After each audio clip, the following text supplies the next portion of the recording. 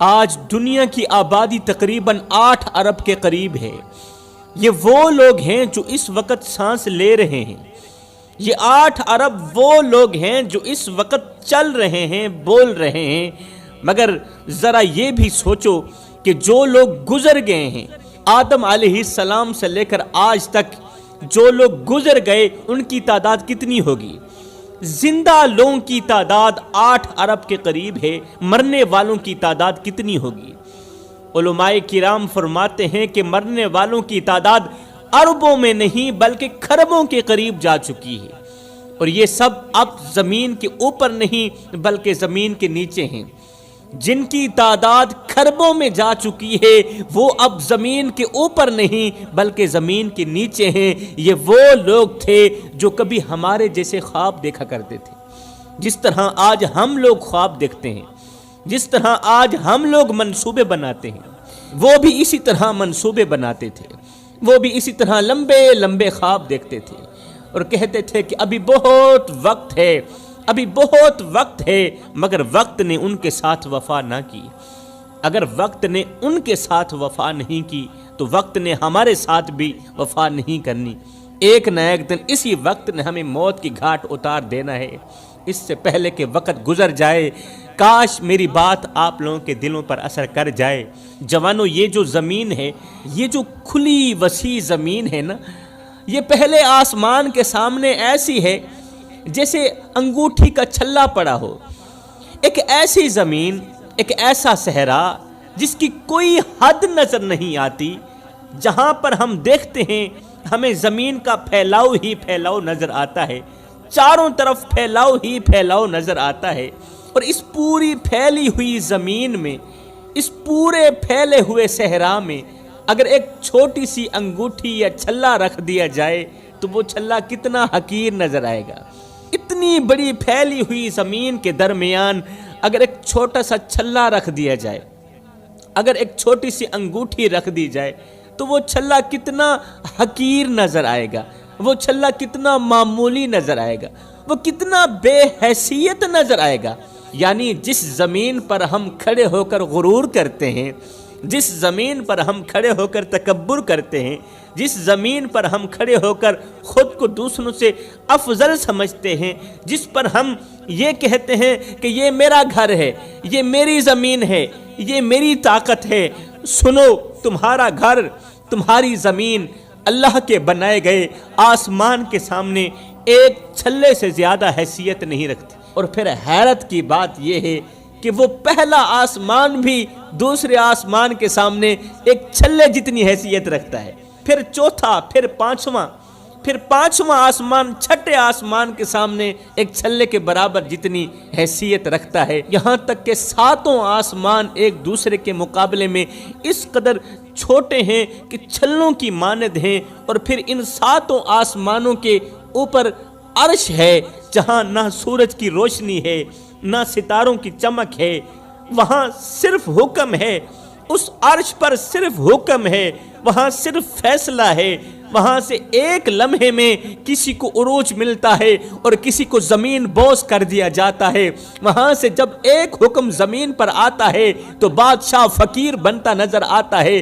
عرش سے آیا گیا ایک فیصلہ گمنام انسان کو بھی ولی بنا دیتا ہے۔ اب ذرا توجہ طلب بات ہے کہ جس رب کا فیصلہ ساتوں آسمانوں کے اوپر سے اترتا ہے اور ایک سیکنڈ کے وقت سے بھی پہلے زمین پر اترتا ہے، آپ اندازہ لگائیں کہ اس رب کے سامنے انسان کی کیا حیثیت ہے، اس رب کے سامنے انسان کی حیثیت کیا ہے، اس رب کے سامنے انسان کی اوقات کیا ہے۔ انسان کی سانس جو ایک لمحے کے اندر رک سکتی ہے، انسان کی سانس کسی اور کی محتاج، انسان کا دل، پھر دل کی دھڑکن کسی اور کی محتاج، مگر یہ سب کچھ جاننے کے باوجود بھی انسان کہتا ہے میں نہیں جھکوں گا، انسان کہتا ہے میں نہیں بدلوں گا۔ یاد رکھنا جوانو، یہ دنیا آبادیوں سے بھری ہوئی ہے۔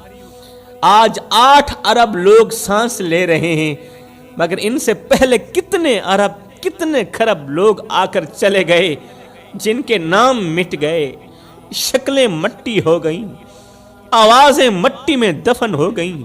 انسان کمزور پیدا ہوتا ہے، انسان کمزور پیدا ہوتا ہے، مگر طاقتور ہوتے ہی خود کو خدا سمجھنے لگ جاتا ہے۔ ہاں کمزور پیدا ہوتا ہے، مگر 4 دن کی مہلت پا کر حضرت انسان اپنی اوقات بھول جاتا ہے۔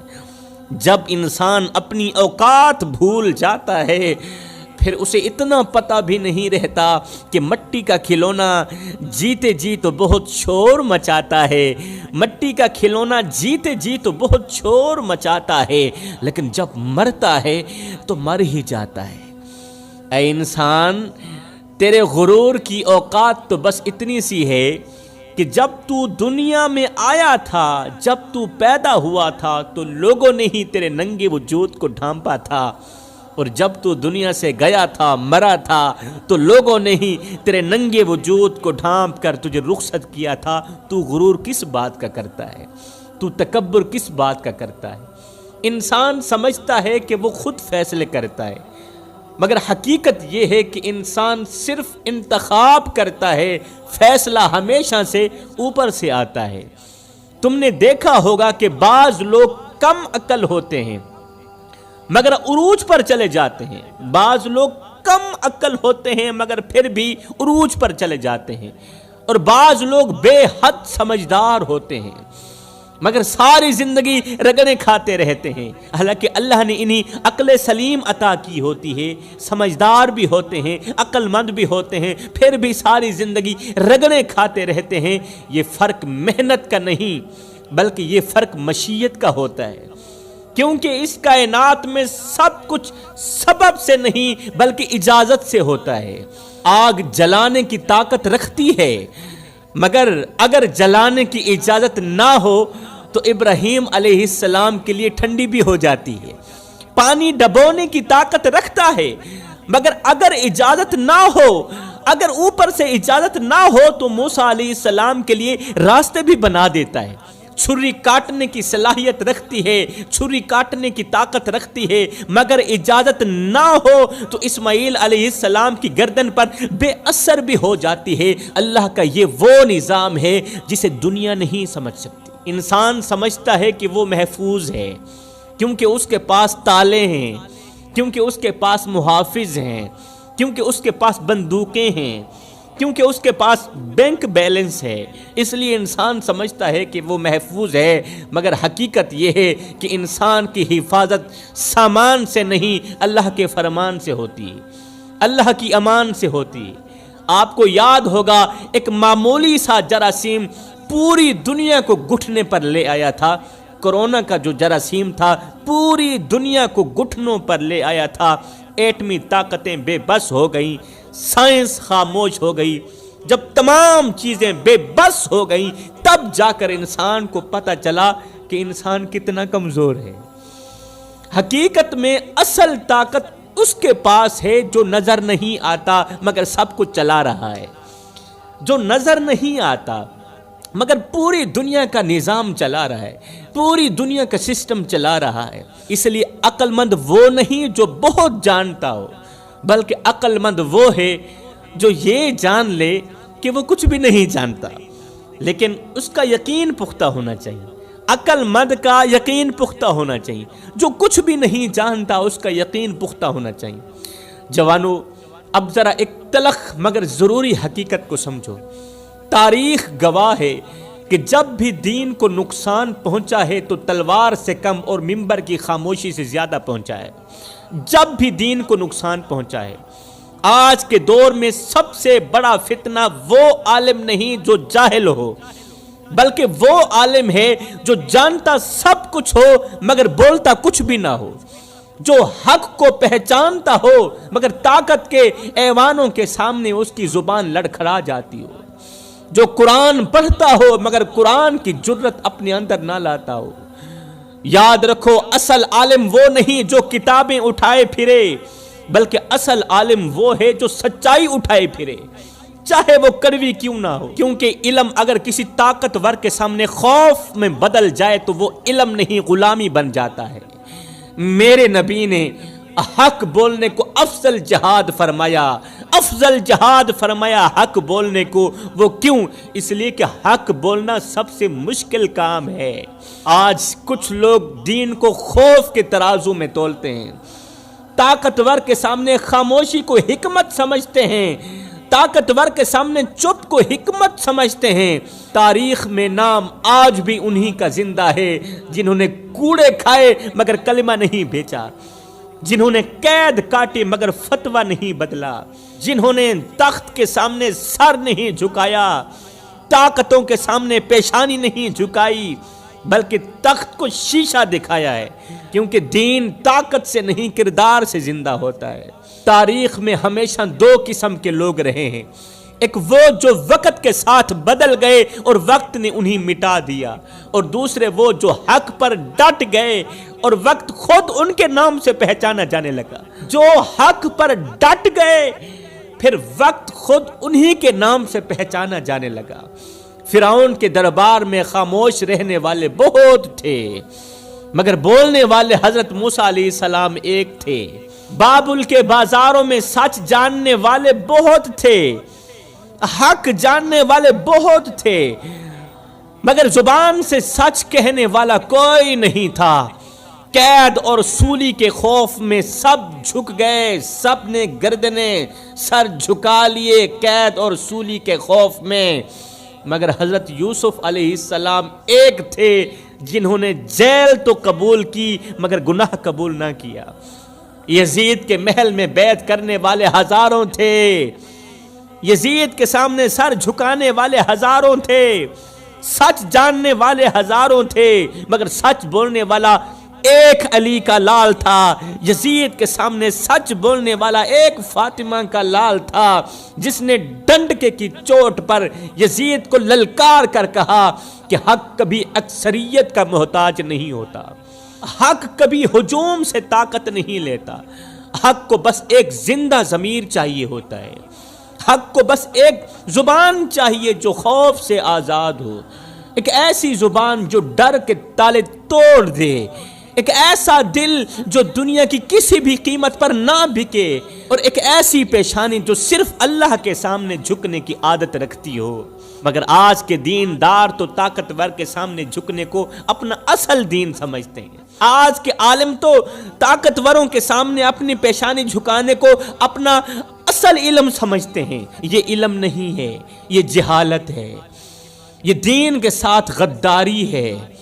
فرعون کے پاس سلطنت تھی مگر انجام عبرت بنا. سلیمان علیہ السلام کے پاس سلطنت بھی تھی اور اطاعت بھی تھی، اس لیے سلیمان علیہ السلام کا اقتدار عبادت بن گیا.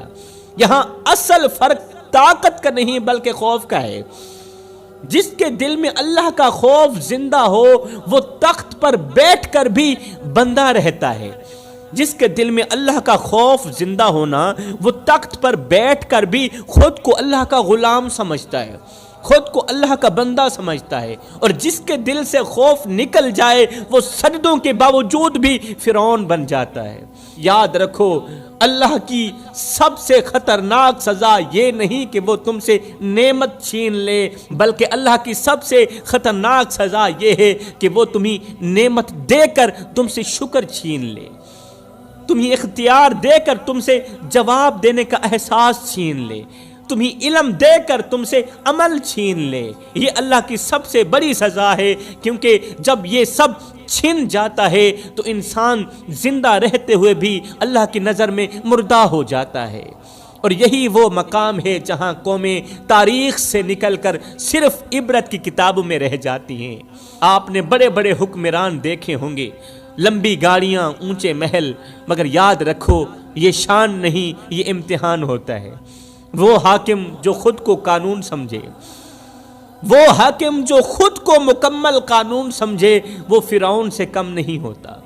وہ حاکم جو حق کو دبائے وہ یزید سے کم نہیں ہوتا. فرعون نے بھی یہی کیا تھا، اس نے عدالت کو اپنے اشارے پر چلایا. پارلیمنٹ کے لوگ فرعون کی ایک انگل پر ناچتے رہتے تھے، اور آج بھی یہ سب کچھ ہو رہا ہے. جب قاضی قلم اٹھانے سے پہلے حاکم کی آنکھ دیکھے، جب قاضی قلم اٹھانے سے پہلے کسی پرائم منسٹر کی آنکھ دیکھے تو سمجھ لو عدل مر چکا ہے، جب کچہریوں میں بیٹھے جج قانون نہیں بلکہ اوپر والوں کے حکم سنے، بلکہ حاکم کے حکم سنے، وزیر اعلیٰ کے حکم سنے، تو سمجھ لو ظالم جیت گیا ہے اور مظلوم بیچارہ مر گیا ہے۔ یزید نے بھی یہی کیا تھا، اس نے پورے نظام کو اپنے خاندان کے حوالے کر دیا۔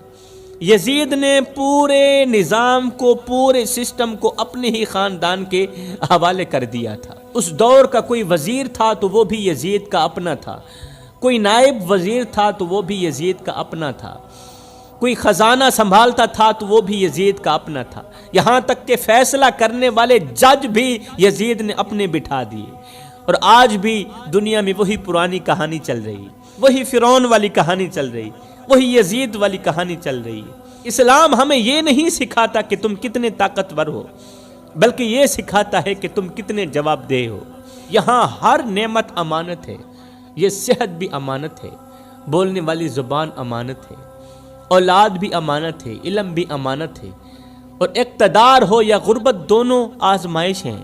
غربت بھی آزمائش ہے اور اقتدار بھی آزمائش ہے، کیونکہ اللہ کے نزدیک اصل قدر مال کی نہیں بلکہ دل کے حال کی ہوتی ہے۔ ایک انسان ساری زندگی نماز پڑھتا رہے مگر دل میں تکبر پالے تو وہ اللہ سے دور ہو جاتا ہے، اور ایک انسان گناہوں میں ڈوبا رہے مگر دل میں ندامت رکھ لے تو وہ اللہ تعالیٰ کے بالکل قریب ہو جاتا ہے۔ یہ اسلام کا وہ باریک نکتہ ہے جو ہر کسی کی سمجھ میں نہیں آتا۔ شیطان نے تکبر کیا تھا، اس لیے عبادت کے باوجود مردود ہو گیا، اور آدم علیہ السلام سے بھی لغزش ہوئی تھی مگر انہوں نے عاجزی کی، خاشیت الہی میں روئے۔ 350 سال آدم علیہ السلام روتے رہے، اس لیے اللہ کے بالکل قریب ہو گئے۔ یہی وجہ ہے کہ اسلام ظاہری دینداری سے زیادہ باطنی دینداری مانگتا ہے۔ وہ ہمیں سکھاتا ہے کہ زبان سے نہیں عمل سے بندگی کرو، کیونکہ اصل جہاد میدان میں نہیں ہوتا، اصل جہاد تو دل کے اندر ہوتا ہے۔ جو اپنے نفس کو قابو میں لے لے وہ اللہ کے نزدیک کامیاب ہے، اور جو نفس کا غلام بن جائے وہ بظاہر تو نیک ہوتا ہے مگر اللہ سے بہت زیادہ دور ہو جاتا ہے۔ یاد رکھو میرے بھائیو، قبر میں نہ تمہاری جماعت کام آئے گی، نہ تمہارا مسلک کام آئے گا، نہ تمہاری پہچان کام آئے گی۔ وہاں صرف یہ پوچھا جائے گا کہ تم نے حق جان کر کیا کیا، امانت پا کر کیا لوٹایا، گناہ کر کے توبہ کی یا ضد پر اڑے رہے۔ یہی وہ اسلامی سچ ہے جو دلوں کو بدلتا ہے میرے بھائیو، کیونکہ اسلام انسان کو تخت سے نہیں خاک سے جوڑتا ہے، اور جو خاک سے جڑ جائے اللہ اسے آسمانوں میں بلند کر دیتا ہے۔ اللہ فرماتا ہے میرے بندے، تو لوگوں کے آگے تو ہاتھ پھیلاتا ہے، میں رب کے آگے ہاتھ کیوں نہیں پھیلاتا؟ لوگوں کے آگے، دنیا والوں کے آگے، چودھریوں کے آگے، نمبرداروں کے آگے ہاتھ پھیلاتے ہوئے تجھے شرم نہیں آتی؟ میں رب کے آگے ہاتھ پھیلاتے ہوئے تو کیوں شرماتا ہے؟ لوگوں کے لیے تو وقت نکالتا ہے، کبھی کبھار میں رب کے لیے بھی وقت نکال لیا کر۔ اللہ فرماتا ہے میرے بندے، تو کرتا وہ ہے جو تو چاہتا ہے، پر ہوتا وہ ہے جو میں رب چاہتا ہوں۔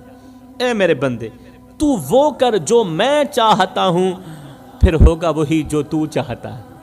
ایک بار تو اپنی چاہت کو میں رب کی چاہت پہ قربان کر کے تو دیکھ، ایک بار تو اپنی رضا کو میں رب کی رضا پہ قربان کر کے تو دیکھ، پھر وہ وقت دور نہیں، وہ وقت بالکل قریب ہے جب اوپر سے آواز آئے گی فَاذْكُرُونِي أَذْكُرُكُمْ۔ میرے بندے، اب تو میرا ذکر زمین پہ بیٹھ کے کر، میں تیرا ذکر عرش بری پہ بیٹھ کے کرتا ہوں۔ تو میرا ذکر گنہگاروں کی صف میں بیٹھ کے کرے گا، جب میں تیرا ذکر کروں گا گنہگاروں کی صف میں بیٹھ کے نہیں کروں گا بلکہ معصوم فرشتوں کی صف میں بیٹھ کے کروں گا۔